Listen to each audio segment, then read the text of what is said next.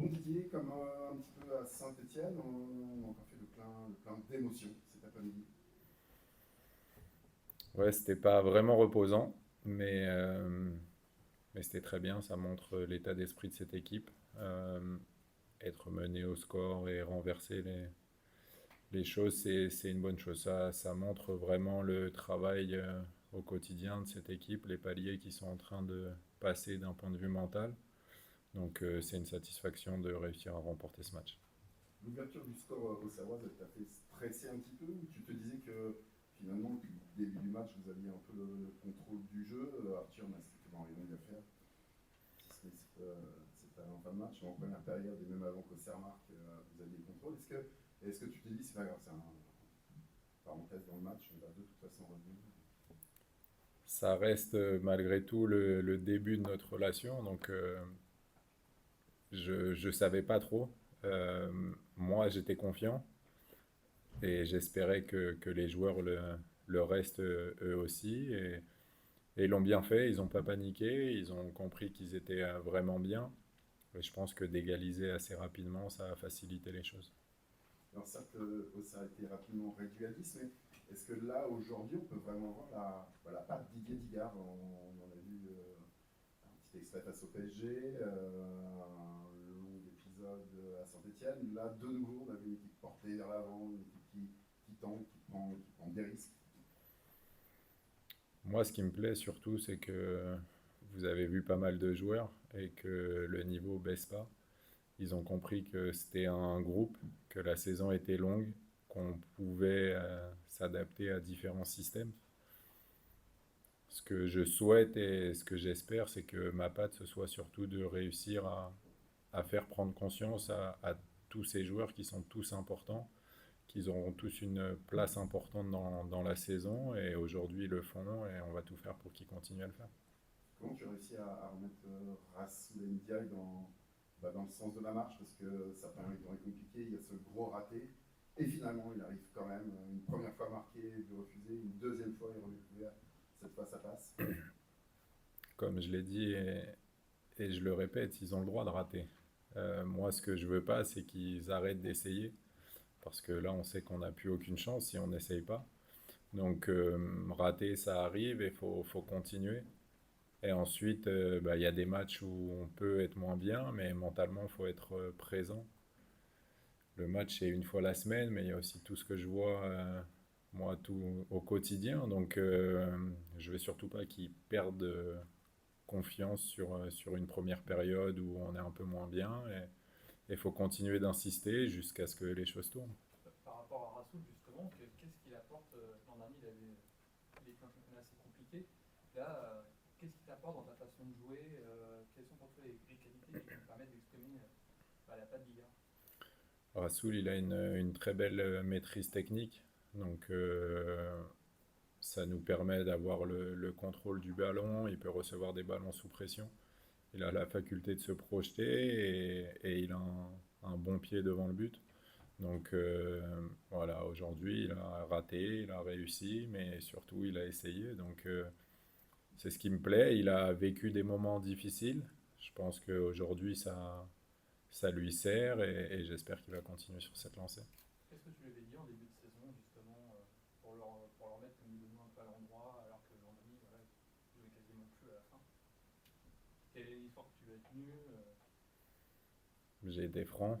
Euh, je pense qu'il y a des choses où il est fautif. Euh, je lui ai dit qu'il avait tout du joueur que j'aime mais qu'il jouerait pas. Et s'il faisait pas les efforts demandés, et il les a fait, et aujourd'hui il joue. À propos de la force de caractère, contre le PSG, il y a eu ce fameux but refusé. Euh, L'équipe avait pris un petit coup sur la tête parce qu'il y a eu cette montée d'adrénaline. Là, on a revécu un petit peu la même chose sur le but refusé de Rassoul, mais dans la foulée, il marque, alors que c'est lui qui voyait le but refusé. C'est un signe pour vous de cette force de caractère, de cette progression mentale déjà. Oui, oui c'est de toujours essayer. de toujours y croire, de ne jamais lâcher et de s'accrocher jusqu'au bout. Après, j'essaie aussi d'avoir un discours où je vais un peu les surprendre. C'est vrai que je voulais absolument remporter ce match. Et à la mi-temps, je leur ai dit que bah, peut-être qu'on ferait match nul et qu'à la fin, ce point, il compterait parce que bah, quand on joue une équipe à 10, on a tendance à prendre beaucoup de risques, à se livrer, surtout à domicile, avec un public qu'on veut rendre heureux parce qu'ils sont à fond derrière nous. Donc, ça leur a permis de rester concentrés et de ne pas faire n'importe quoi. Et ils ont mis leurs principes en place et ils sont allés chercher cette victoire. Que, quand tu parles d'état d'esprit et de mentalité, quelque chose qui nous a évidemment marqué, c'est que l'objectivité n'était pas dans le groupe. Qu'est-ce qui s'est passé en fait? Pour Étienne, bah, vous savez la situation économique du club. On n'est pas un club qui peut se permettre de perdre les joueurs librement. On a besoin de valoriser nos joueurs et c'est ces joueurs qui font tourner l'économie du club. Donc Étienne connaît la situation, elle était très claire, il avait un bon de sortie. Il n'a pas trouvé preneur ou refusé. Aujourd'hui, on a d'autres joueurs qui sont à disposition, qui sont prêts à tout donner et qu'on espère valoriser parce que bah, on n'a pas les fonds nécessaires pour nous se permettre de perdre des joueurs librement. Mais ça veut dire que si jamais il ne trouve pas de point de chute et qu'il reste, il ne jouera plus? Ou il prolongera s'il a envie de jouer. Ouais, justement, ces 3 points importants à domicile, ça lance un peu votre saison devant vos supporters. Mais c'est vrai qu'on vous a vu vous agacer aussi dans ce match. Qu'est-ce qui vous a agacé justement? Parce que voilà, vous avez parlé aussi du mercato qui a été étoffé, etc. Est-ce que la mayonnaise prend entre vos joueurs? Voilà. Qu'est-ce qui vous a agacé dans ce match? Ouais, bon, on a eu la chance où nous, il n'y a pas eu de gros mouvements et qu'on a pu travailler avec ce groupe. Ce qui m'a agacé, c'est que bah, on a parfois pris des risques qu'on n'avait pas besoin de prendre. Un match est très long, il ne faut pas se précipiter pour essayer de l'emporter à tout prix parce qu'on avait du temps, on avait une supériorité numérique, il fallait travailler et trouver la faille. Donc voilà, c'est vrai que ça faisait vraiment plaisir de réussir à gagner devant nos supporters.